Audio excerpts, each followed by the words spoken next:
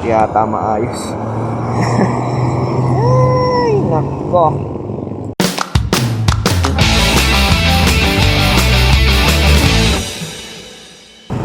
Wow. Perfect. Alright, let's do this. Hi, hi, hi! Isang magandang araw sa inyo mga kapatatas. Potato Rider here. Saya dahil yan nakita nyo. Iwanag na ang aming buhay ngayon. So, 2 weeks ko ding hindi nakita si Aring Araw. Or nakita man namin pero saglit. At dahil sa pag-ulan-ulan na to, nakakainis, nakakabanas. Ang hirap lumabas, ang hirap pumasok sa trabaho. Siyempre, masarap matulog. Ganun pakiramdam. Nakakatamad kasi nga, paglabas mo, basa ka, ganun. Uulan, nakakatamad magsuot ng kapote. Anyways, ayan mga kapatatas. There's 3 things that I have to acquire today.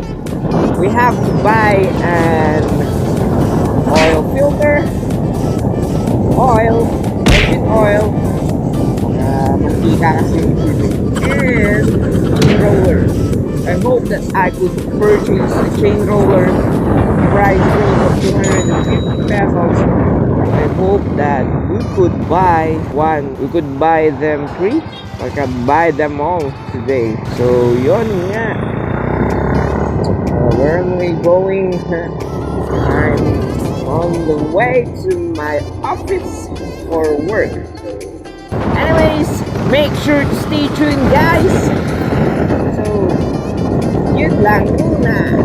Potato Rider. Alright mga kapatatas, Potato Rider here. Nandun ako sa labas para bumili ng oil filter and of course, O-ring pa pala. So, nagkaroon kasi ng issue yung sa sniper ko dun sa may oil cup ng oil filter, but pag i-DIY ko yun bukas, sasabihin ko, discuss ko rin sa inyo. So, stay tuned mga kapatatas, bili lang ako then yan, balik ako. Alright, welcome back mga kapatatas. Nakabili na ako ng items, 3 items. So, first of all, eto, para sa mga naka-Suzuki dyan, but I'm going to try this on my sniper kung maganda ba yung performance na ibibigay nito. I bought this there at the Don Philip Marketing dito sa malapit sa GSIS. This is 180 sa Pangasinan, dito 200, so may 20 pesos na patong. And then dito ako nagtaka kasi last time na bumili ako nito, 50 pesos lang ang pagkakaalala ko ng price ng air oil filter ng Sniper 150. Ngayon 150 pesos na siya. And also, I bought an O-ring. So, this is an extra. So, yun nga, sabi explain ko yung issue nung sniper ko. So, last time, nagpalit ako ng oil filter. Tapos, kasi siya, nag-leak yung sa cap ng oil filter, yung oil filter cap. So, nag-leak yung oil doon. So, syempre, nagulat ako. So, pinag-try ko magpalit ng O-ring and nawala naman siya nung naglagay ako ng gasket maker. But, again, magpapalit ulit ako for, syempre, maintenance na rin. And anyways, I'm hoping that mawawala yung sakit na yun. So, kung may ganun kayo mga kapatatas, may mga issue yung nyo, this might be a help or this might help you to solve that issue na nagli-leak yung dun sa may oil cap ng oil filter nyo. Ganun yung ginawa ko, linagyan ko siya ng gasket maker, nagpalit ako ng O-ring, then nagpalit din ako nito. Bali ang nakakabit kay Snoopy ngayon na ganito is yung yung pwede mong linisan na reusable na oil filter, but sabi ni Mang Kepweng, hindi daw maganda yung dun sa engine, yung reusable na oil filter. So, yun nga. Then, eto, sabi ni Sayote Rider, shout out ulit sa'yo. Maganda raw. So, I'll try. Maybe, siguro naman, pwede to. Try lang natin, experiment lang natin, guys. Kasi, syempre, maghahanap tayo ng oil na maganda sa mga motor natin. So, ang ganito kasi ang kalakaran dyan, the higher the price, the better the performance. So, kung mas mahal yung engine oil na ginamit mo sa motor mo, mas maganda yung performance. So, I'm trying to find yung mura lang, pero maganda ang performance. That can help you guys, mga kapatatas, to use on your own motorcycles. So, stay tuned mga kapatatas. Stay the rider. Hi ulit mga kapatatas. Bale, ayun nga. Today is, discuss ko sa inyo yung issue na sinasabi ko kahapon about sa oil cap ng oil filter ko. So, ito yung oil cap. Bale, may tumutulo kasi dito, tumatagas na oil. So, yun, DIY na natin, guys, mga kapatatas. What you need is this, guys. This is 19. Bale, malleable kasi yung oil cap natin sa baba.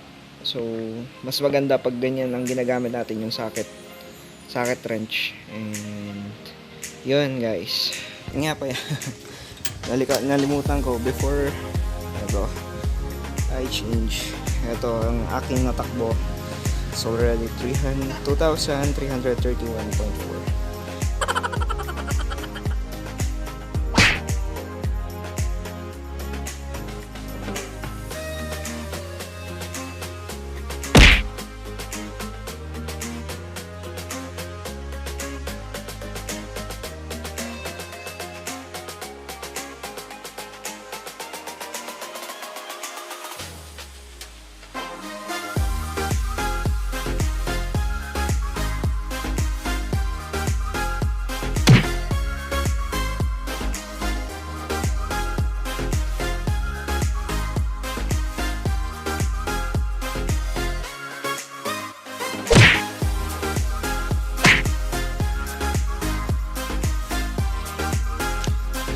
Use this mighty gasket pioneer black RTD silicone. So, ito yung pinayo nila na gamitin ko